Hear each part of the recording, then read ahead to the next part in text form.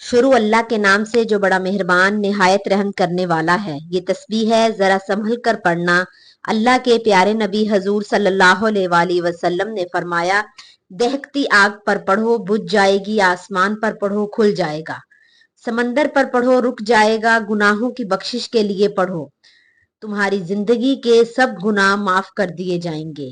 محترم ناظرین، نبی کریم صلی اللہ علیہ وآلہ وسلم نے فرمایا، اللہ کا اسم اعظم ان دو آیتوں میں ہے۔ اسم اعظم کے ساتھ کی گئی دعا اللہ تعالیٰ رد نہیں فرماتا۔ فرمایا، اس دعا کو پڑھ کر دعا مانگی جائے رب کریم مقبول فرماتا ہے، اور یہ وہ اسم اعظم ہے جو ناممکن کو ممکن بنا دے۔ محترم ناظرین، ایک مرتبہ حضرت ابراہیم خلیل اللہ علیہ السلام کے بارے میں ایک فرشتے نے اللہ رب العزت سے عرض کی، اے خالق کائنات، آپ نے جیسے خلیل ہونے کا شرف بخشا ہے، مجھے اس کا امتحان مقصود ہے۔ اللہ رب العزت نے فرمایا، ابراہیم کی تمام عمر تمہارے سامنے ہے، ہم نے اسے جتنے امتحانوں میں سے گزارا وہ تمہارے مشاہدے کے لیے کافی ہے۔ اس فرشتے نے حق تعالیٰ سے غرض کیا، بے شک حضرت ابراہیم علیہ السلام ہر امتحان سے پاس ہو کر گزرے ہیں، آپ کے برگزیدہ بندے ہیں۔ لیکن اس فرشتے نے دستے ادب عرض کی کہ اے رب کائنات، میں نے اپنے طریقے سے حضرت ابراہیم علیہ السلام کا امتحان لینا چاہت ہوں، مطالبہ ہنزو برقرار ہے۔ رب تعالیٰ نے اس فرشتے سے فرمایا، جاؤ، اجازت ہے تو آپ میرے خلیل کو میری محبت میں سرشار پاؤ گے۔ ناظرین، ایسی تسبیح جب کوئی بندہ اس کو پڑھتا ہے تو اللہ پاک اس پر بہت زیادہ رحم فرماتا ہے، اس پڑھنے والے پر رحمت کی بارش برساتا ہے، اپنے فضل کی بارش برساتا ہے۔ اللہ پاک ارشاد فرماتے ہیں کہ جب میرا بندہ یہ تسبیح پڑھتا ہے، میں اس پر آسمان سے خوب رحمتیں نازل کرتا ہوں اور اسے خوب پے در پے مال اور اولاد میں ترقی دیتا ہوں، اور جنت میں بے بہا نعمتیں دوں گا۔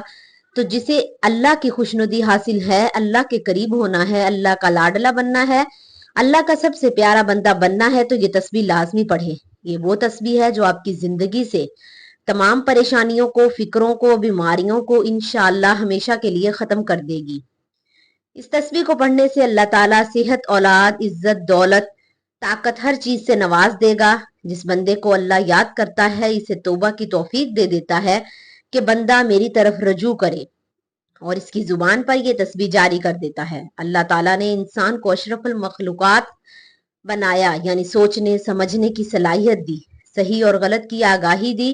اب یہ انسانی عقل پر نظر ہے کہ وہ سیاہ کرتا ہے یا سفید، لیکن انسان خطا کا پتلا ہے، اور اللہ ہمیشہ اپنے بندوں کے ساتھ رحم کا معاملہ کرتا ہے۔ اس لیے اس نے مسلمانوں کی ہدایت کا رستہ بھی کھلا رکھا ہے، تاکہ اگر کوئی مسلمان گناہ کا مرتکب کرے تو توبہ استغفار سے فلاح کا رستہ پا سکے۔ تو یہ تسبیح استغفر اللہ کی ہے، استغفر اللہ، یا اللہ مجھے گناہ گار کو بخش دے۔ یہ جملہ اللہ کو بہت پسند ہے۔ جب کوئی بندہ استغفار اللہ کرتا ہے تو اللہ اس کے گناہوں کو بخش دیتا ہے اور اس کی توبہ قبول کرتا ہے، تو اللہ پاک بہت زیادہ خوش ہوتے ہیں، اسی لیے اس کے لیے رحمت کے بند دروازے کھول دیتے ہیں، پھر اسے اتنا عطا فرماتے ہیں جو اس کے وہم و گمان سے بڑھ کر ہوتا ہے۔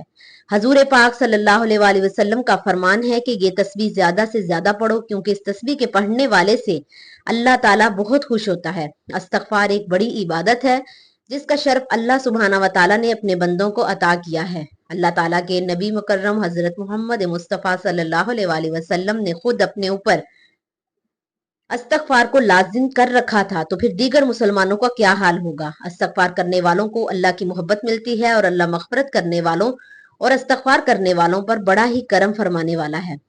استغفار کے معنی مغفرت کی طلب کے ہیں، اور مغفرت کے معنی گناہوں کی پردہ پوشی اور ان کے سر سے بچاؤ ہے۔ بندہ اللہ سے استغفار کرتا ہے کہ اللہ دنیا میں اس کے گناہ پر پردہ ڈال دے، اور اس کا گناہ اس کی فضیلت کا سبب نہ بنے، اور آخرت میں بھی اس کو ظاہر نہ کرے، اور اپنی رحمت اور عفو سے اس کا گناہ معاف فرما دے۔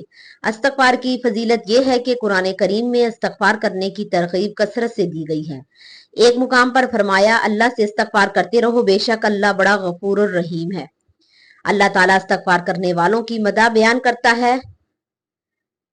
رات کی آخری گھڑیوں میں اللہ سے مغفرت کی دعائیں مانگا کرتے ہیں۔ ابن کثیر فرماتے ہیں کہ رات کی آخری گھڑیاں یعنی تہجد کا وقت استغفار کا بہترین وقت ہے۔ حضرت یعقوب علیہ السلام کو ان کے بیٹوں نے جب معافی کی درخواست کرنے کو کہا تو انہوں نے سحر کے وقت کا انتظار کیا اور سحر میں اللہ سے ان کے لیے معافی کی درخواست کی، اور اللہ تعالیٰ بیان فرماتا ہے کہ جو لوگ اس کے حضور استغفار کرتے ہیں وہ ان سے کیا معاملہ کرتا ہے۔ اگر کوئی شخص برا فعل کر گزرے یا اپنے نفس پر ظلم کر جائے اور اس کے بعد اللہ سے درگزر کی درخواست کرے تو اللہ کو درگزر کرنے والا اور رحیم پائے گا۔ سورۃ النساء 110 آیت میں ہے۔ میرے گھر والا ڈوب رہا ہے اور اس نازک نفسیاتی موقع پر اللہ کی جانب سے احساس دلایا جاتا ہے تو وہ ایک بگڑا ہوا کام ہے۔ حضرت نوح گڑ گڑا کر دعا مانگتے ہیں، اے میرے رب میں تیری پناہ مانگتا ہوں اس سے کہ وہ چیز جو تجھ سے مانگوں جس کا مجھے علم نہیں، اگر تو نے مجھے معاف نہ کیا اور رحم نہ فرمایا تو میں برباد ہو جاؤں گا۔ حضرت ابراہیم بڑی عاجزی سے اللہ کے حضور درگزر کی امید رکھتے ہیں، اور جس میں سے امید رکھتا ہوں کہ روز اجر وہ میری خطا معاف فرما دے گا۔ حضرت داؤد جب نبیوں والے معاملے میں مبتلا فتنہ ہو گئے اور اللہ نے اپنے محبوب بندے کا محاسبہ کیا اور انہیں اپنی تفکیر کا احساس ہوا تو فوراً اس رب کی جانب پلٹ کر اس سے معافی مانگ لی۔ ان کی کیفیت کو قرآن میں بیان کیا گیا ہے۔ داؤد سمجھ گیا کہ یہ تو ہم نے دراصل اس کی آزمائش کی ہے، چنانچہ اس نے اپنے رب سے معافی مانگی اور سجدے میں گر گیا اور رجوع کر لیا۔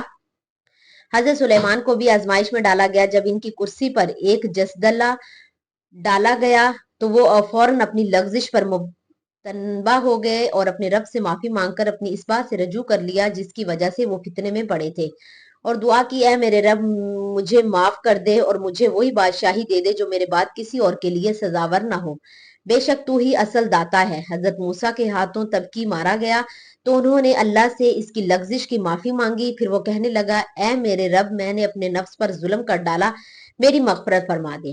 اللہ تعالیٰ کے برگزیدہ انبیاء و رسل کی منتہائے آرزو ہیں کہ اللہ قیامت کے دن ان کی خطائیں معاف کر دے، حالانکہ وہ اللہ کو سب سے بڑھ کر پہچانتے ہیں اور ان کے نفس کی گہرائیوں میں رب کی معافرت رچی بسی ہے۔ اس معافرت اور کرب کے ساتھ بھی وہ اللہ سے ڈرتے ہیں کہ ان سے کوئی خطا نہ ہو۔ وہ اپنے اعمال پر بھروسہ نہیں کرتے اور فضل ربی پر بھروسہ کرتے ہیں اور اللہ کی رحمت کے امیدوار ہیں کہ عفو و درگزر ہوگا، تب ہی ان کی نجات ہوگی۔ اس شعور کے مطابق عمل کی قیمت بہت ہی کم ہے اور مغفرت کی قیمت زیادہ ہے۔ اگر اللہ تعالیٰ کے ان برگزیدہ بندوں کا یہ حال ہے تو پھر ایک مومن کو اپنے رب سے کس قدر مغفرت مانگنے کی ضرورت ہے۔